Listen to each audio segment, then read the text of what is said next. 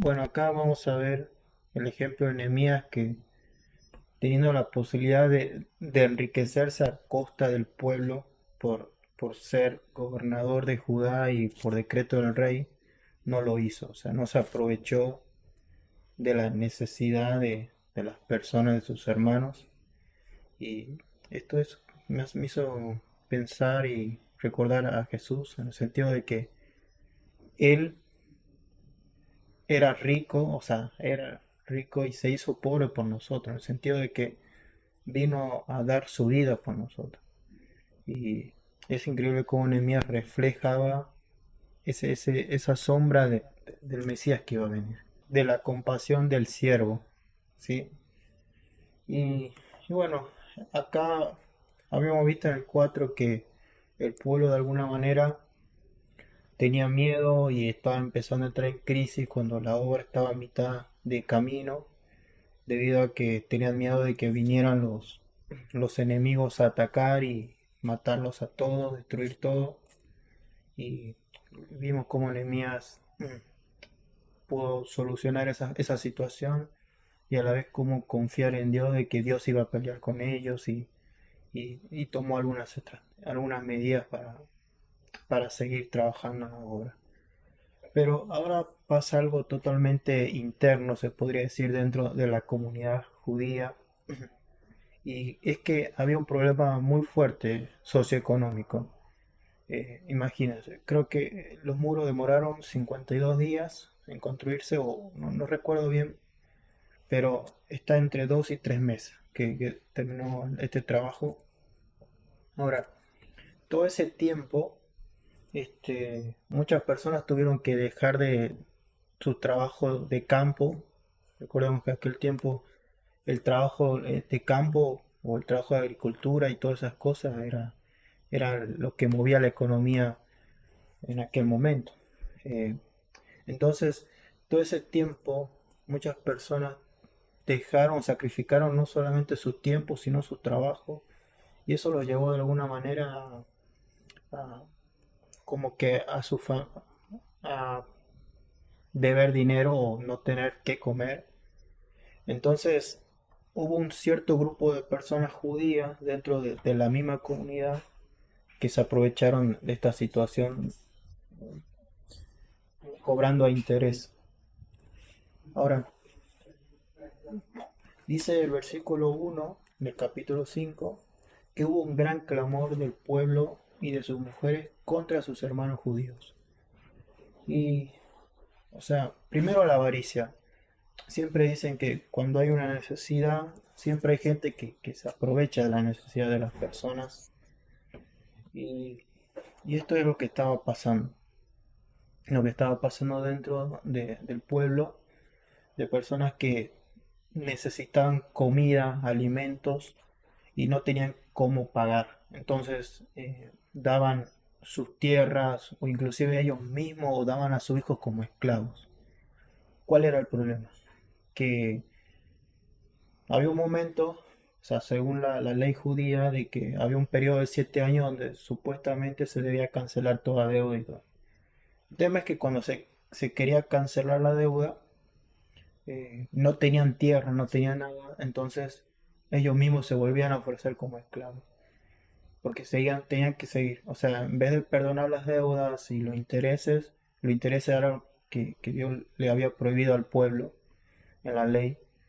eh, o sea, era como un círculo vicioso que no podían salir. Ahora, esto generó muchos problemas, el sacrificio.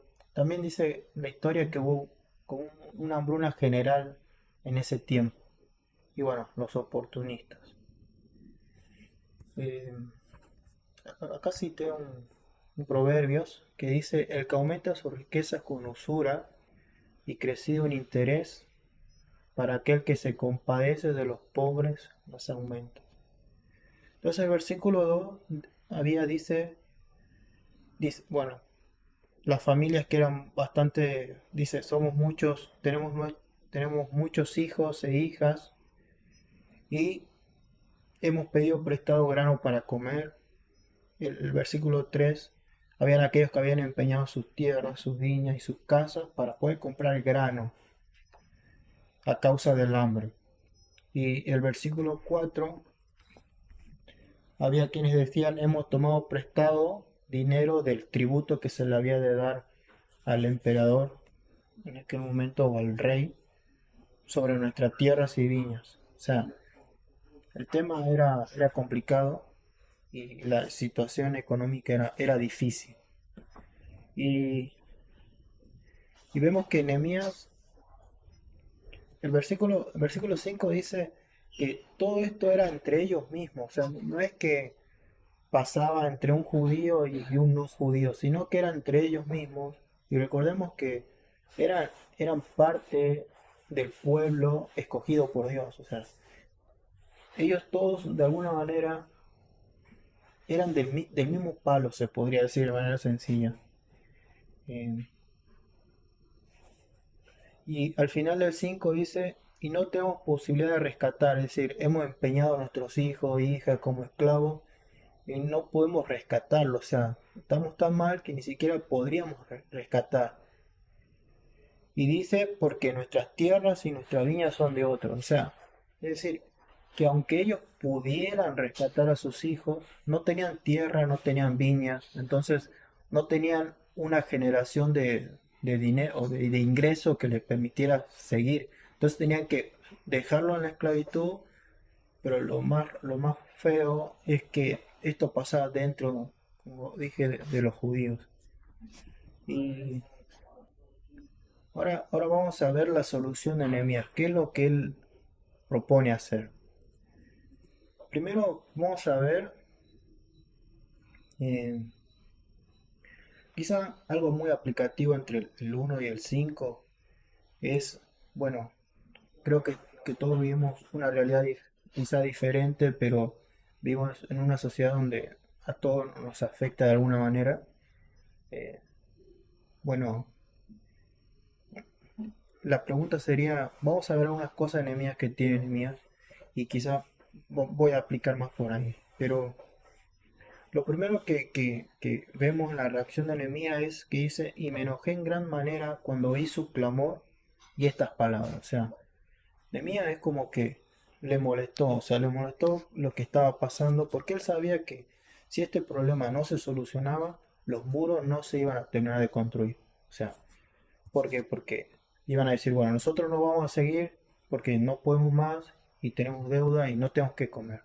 Entonces Nehemías sabe, pero también se enoja en el sentido de que ve la injusticia, porque él esperaba que de aquellas personas que tuvieran mejor económicamente no se abusaran de los que tenían necesidad y que no lleguen al punto inclusive de cobrarles con intereses. Entonces,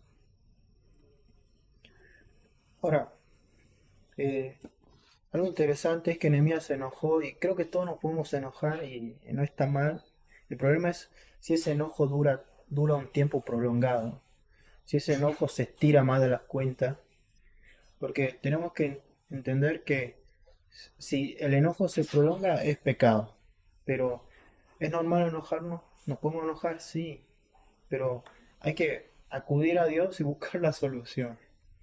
Entonces el versículo 7 dice, entonces lo medité.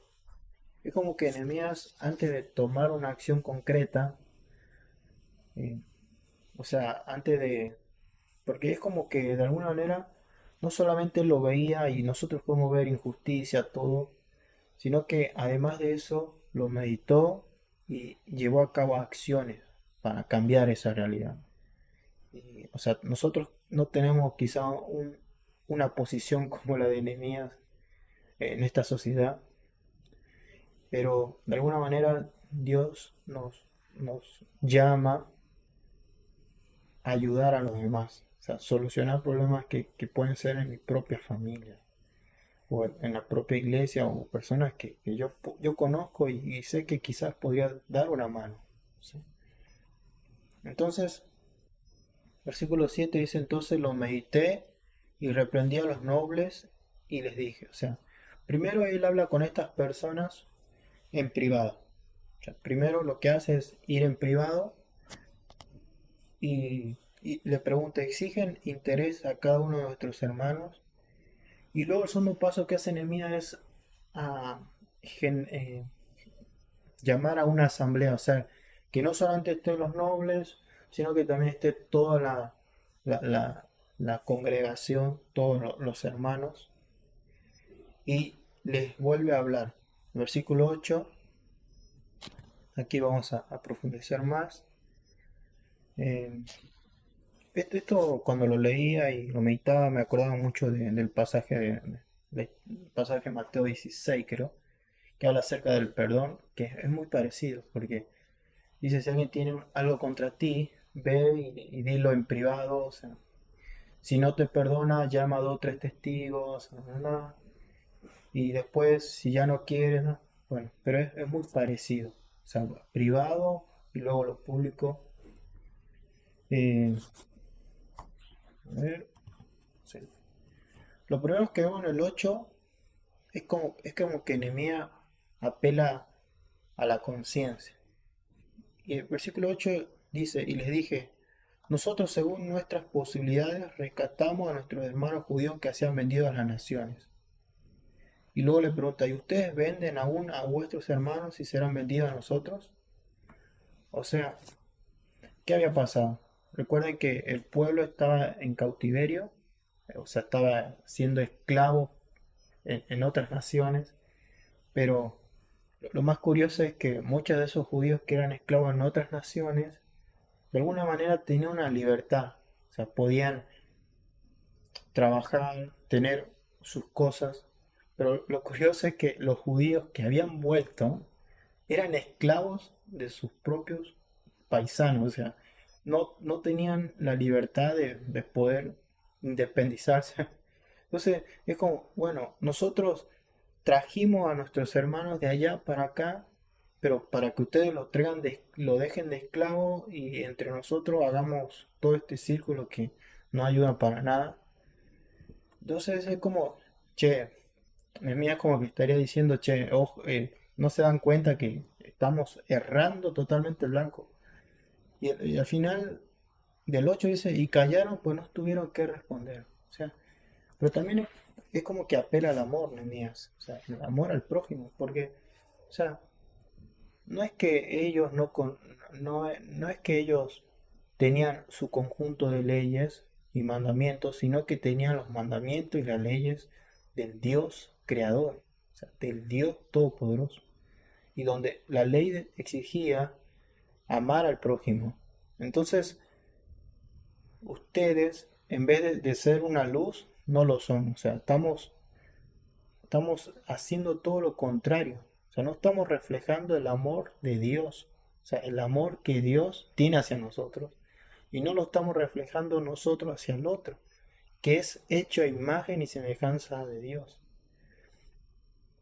Entonces, quizás algo muy, muy aplicativo podría ser acá es, bueno, reflexionar qué estamos haciendo y, o sea, qué estamos haciendo y qué decisiones hacemos en las cuales nosotros quizás estamos más viendo por nuestros intereses, por lo que a mí me beneficia, que por el otro. O sea, ojo, no, esto no solamente puede ser el dinero, sino cualquier otra cosa. Entonces, ojo, ¿por qué lo estoy haciendo? ¿Y realmente esto beneficia al otro? O sea, estoy reflejando el amor de Dios. O sea, estoy tratando al otro como a imagen y semejanza de Dios, aunque no sea creyente. O sea, realmente Dios es ese eje central en mi vida o yo estoy ah, haciendo cosas que quizás más pienso en mí que en el otro. Y acá el otro puede ser la familia, puede ser la iglesia, puede ser mis compañeros de trabajo, mm, puede ser todo el ambiente en que nos solemos desenvolver. Y acá el versículo 9 bueno, apela a la moral, dice, y dije, y no es bueno lo que hacéis. O sea, ustedes saben que lo que están haciendo no está bien.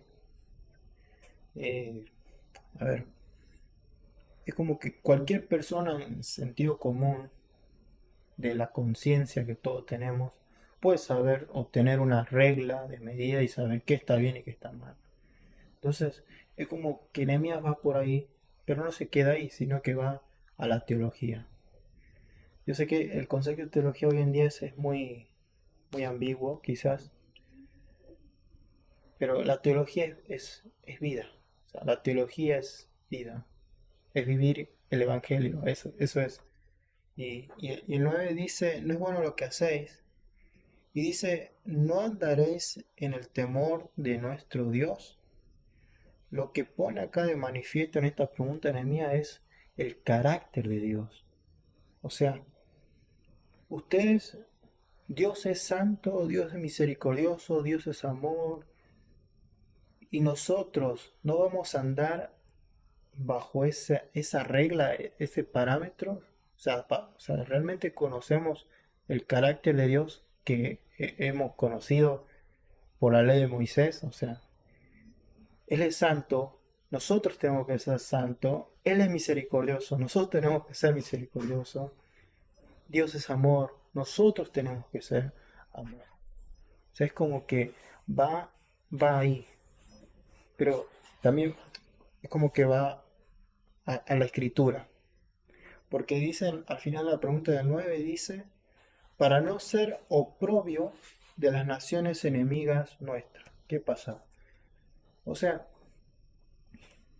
miren, Israel no solamente tenía la responsabilidad de cumplir los mandamientos de Dios, sino que las demás naciones que estaban alrededor de él, de Israel, pudieran ver algo diferente, que el pueblo pudiera reflejar el carácter de Dios y que ese testimonio pueda ser de luz para llevar el mensaje o la palabra de Dios a las demás naciones gentiles.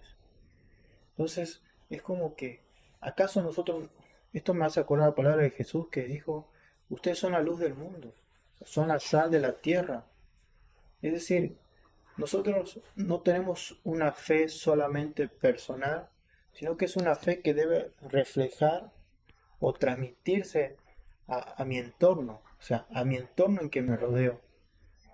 Entonces, no es solamente vivir un cristianismo pensado en yo, en mí nada más, en mi relación con Dios, sino también entender que hemos sido llamados a evangelizar.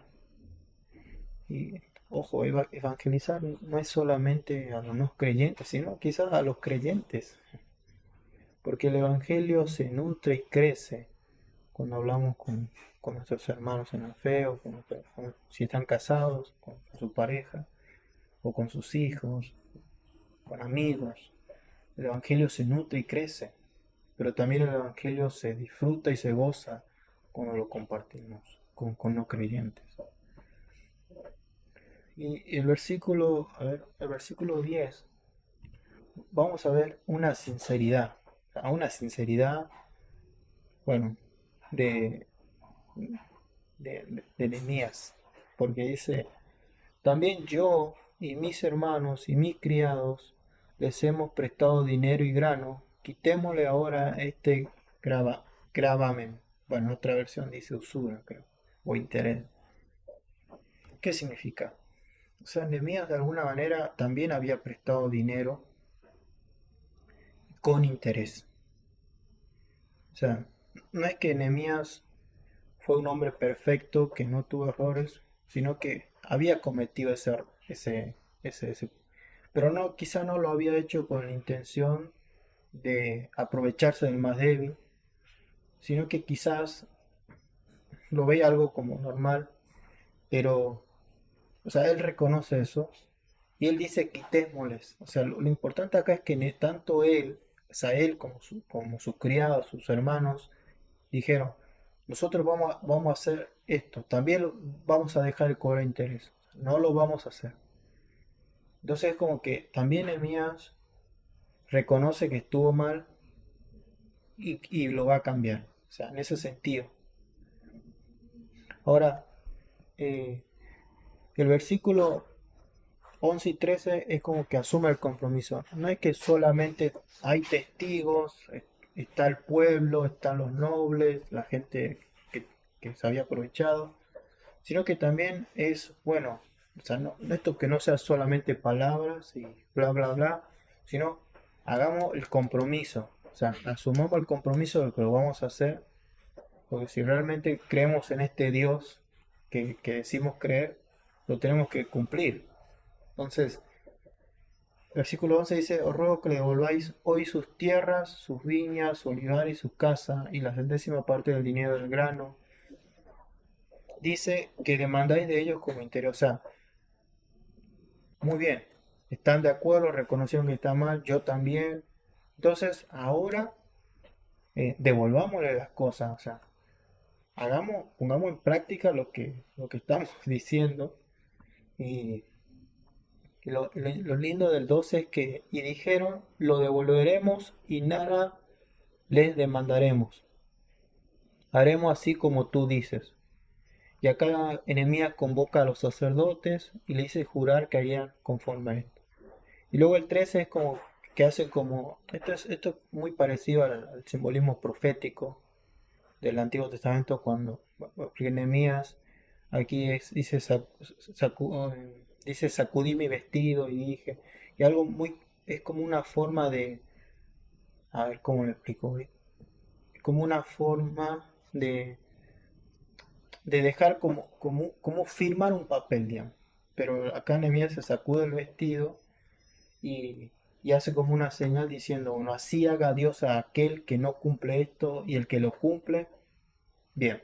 Pero es como, bien, listo, ok, cerrado. Entonces, creo que eso fue lo más lindo que el pueblo accedió a esto y se comprometió a hacerlo.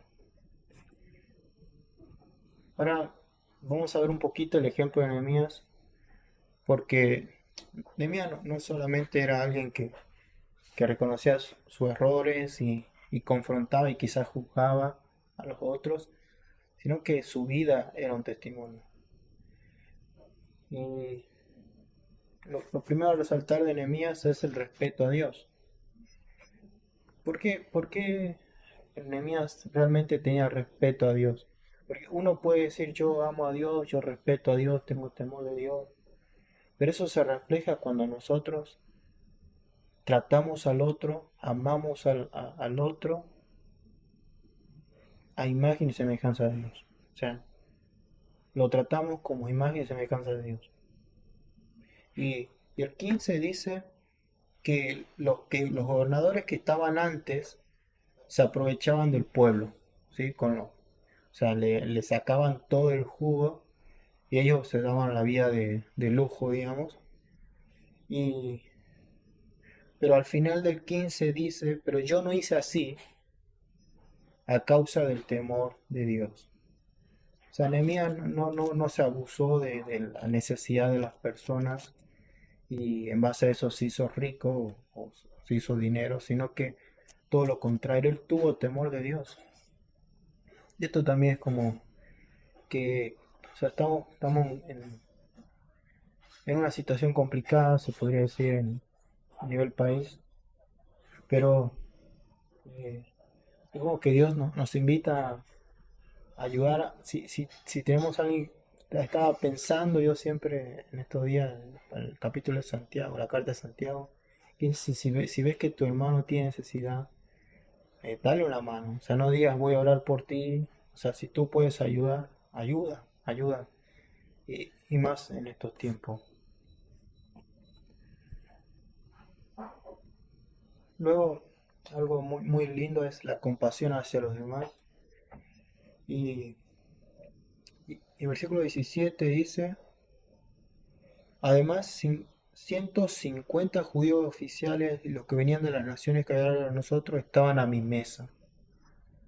Y lo que se preparaba para cada día era un buey y 6 ovejas cogidas, también eran preparados para mis aves, cada 10 días vino en toda abundancia, y con todo esto requerí el pan. Con todo esto nunca requerí el pan del gobernador, porque la servidumbre de este pueblo era grave. O sea, requerir el pan del gobernador significaba sacarle, porque el pueblo le pagaba un impuesto al rey y a las autoridades, y en base a ese impuesto iba a los que estaban gobernando, o sea, a Nehemías, etcétera. Pero él nunca lo hizo. Pero también vemos la generosidad y la compasión de Nehemías hacia sus hermanos judíos. Quizá Nehemías era un hombre próspero, tenía dinero, porque podía alimentar a 150 personas, dice acá, ¿sí? Todos los días. Quizá muchos que estamos aquí sería un sueño imposible, pero con lo que nos da Dios, ser generoso, creo que eso es lo que Él espera de nosotros. Y no decir, no, no tengo, no me sobra. A veces algo tan sencillo, no solamente, no sé, algo tan sencillo puede ser algo, una gran bendición para otras personas. Y más que muchos están sufriendo y padeciendo, ¿no?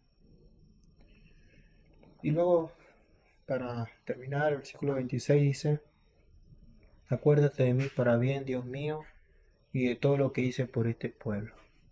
Creo que en Corintios dice, al final, que todo lo que hagamos para la gloria de Dios, pero que Dios bueno, que tenemos una recompensa que nos espera en los cielos y eso es maravilloso. Entonces, hacerlo todo como si estuviéramos sirviendo a Dios mismo. Y eso es el servicio a Dios, servir al prójimo. Entonces, creo que este capítulo es más que nada para una reflexión de lo que estamos viviendo, pero también en entender que hay un Dios que tiene el control de todo y es soberano, como había dicho el pastor el domingo, Jeremías 27, y que Él nos promete algo mejor, que quizás puede ser en esta vida o no, pero Él nunca nos va a desamparar. Pero Él espera de nosotros que cuando Él nos da, nosotros también podamos tener esa actitud de dar.